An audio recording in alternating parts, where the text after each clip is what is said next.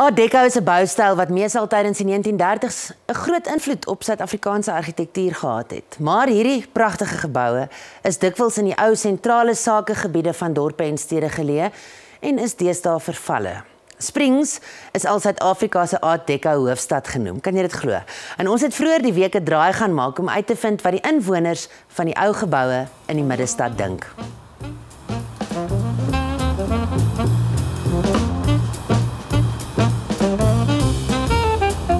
I've lived here my entire life. I've been born here.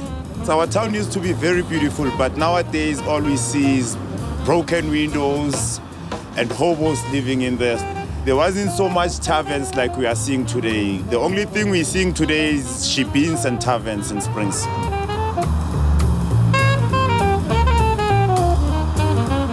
For me, the buildings look very pretty. But at the state that they are right now, they have been really degraded.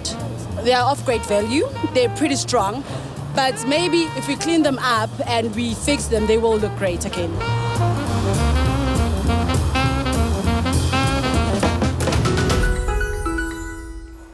Jeffrey Cole, Art Deco-entoesias en argitek in Johannesburg gaan nou met my hieroor gesels. Hy bly ook op die Oosrand. Hello Jeffrey. Hi, thanks for having me. So, Art Deco started in France, and how did it land up in Springs? A bit of a long story, but effectively what happened was that it was a movement, was an expression of the Art Nouveau movement. Art Nouveau being late classicism.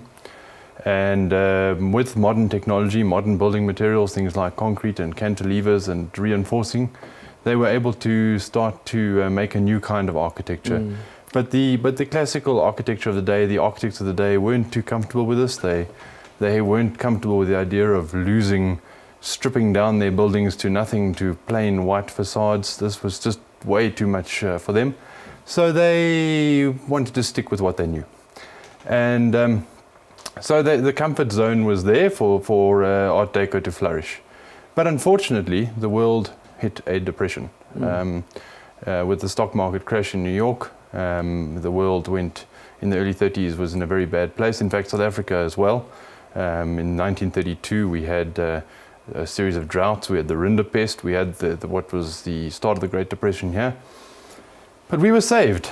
And we were saved by a thing called, what basically happened was we came off the gold standard.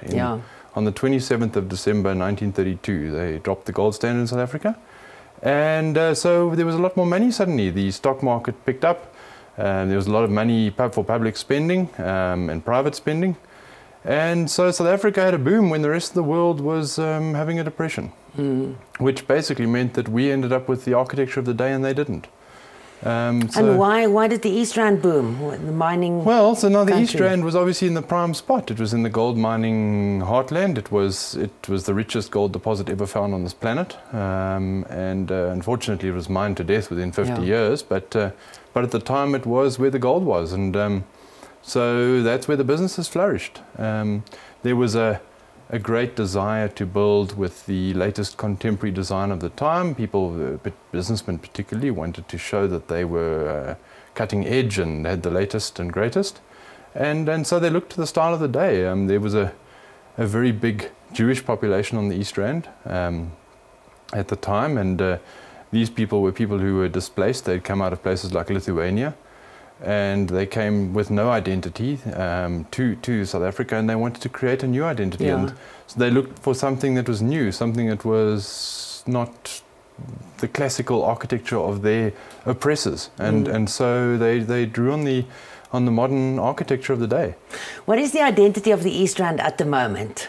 I can ask you because you stay there. Yeah, it's the East Rand's an interesting melting pot of cultures. I would say that the East Rand is probably more truly South African than a lot of other places. There's a lot more acceptance, I think, on the East Rand of difference, of culture. And I think that people have not the separation is, the barriers are being broken down far better than elsewhere. I think because there's a lot of industry, there's a lot of work. The employment rate is very high on the East Rand. It's one of the highest in the country.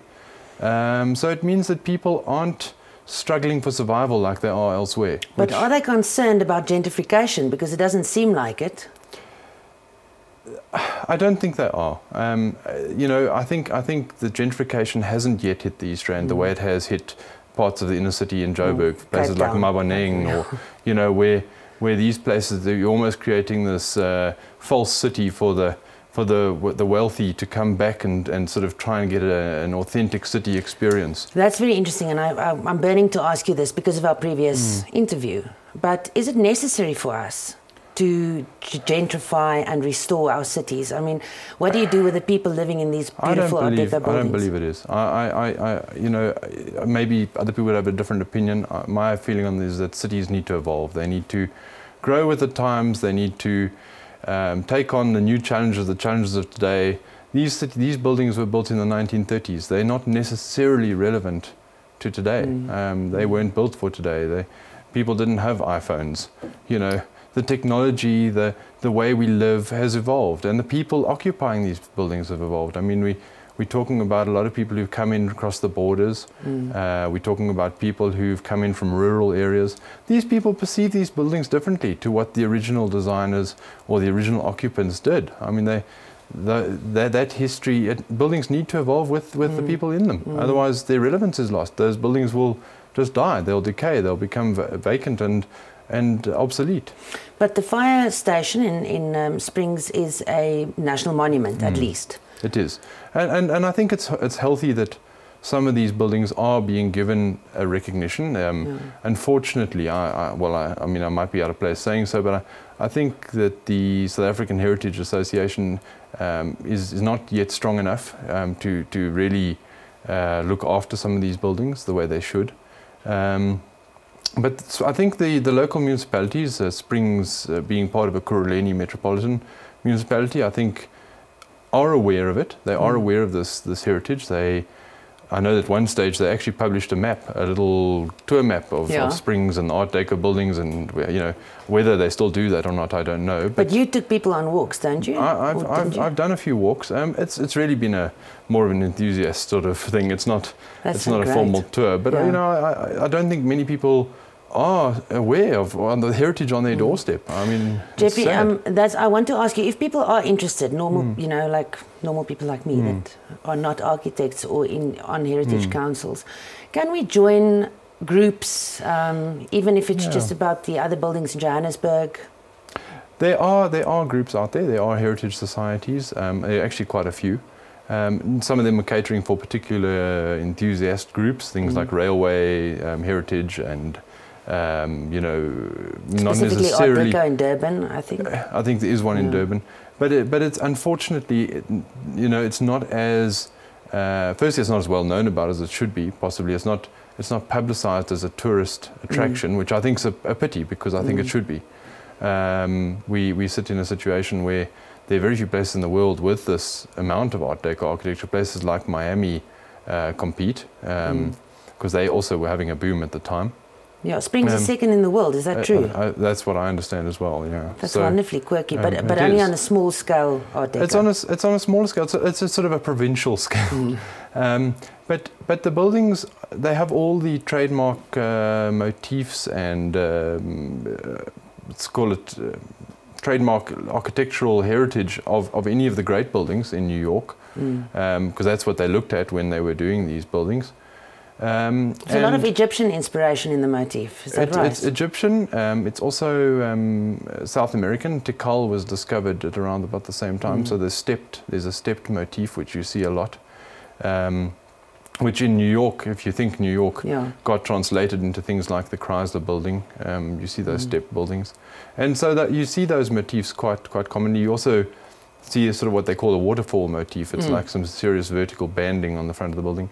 And then the other very key one is the horizontal lines, because the idea of the motor car and the ocean liner, you know, these machines that could transport you, that were sort of this new world that you can imagine. They were people were amazed, you know, you could go at high speed on a road, you know. So they wanted buildings that reflected that. They reflected speed. Yeah, the Springs Hotel typically looks like a big orange ship at the moment. It's a very interesting conversation, and we'll definitely have you again to see what is happening to those buildings. Dit was die architect Jeffrey Cole.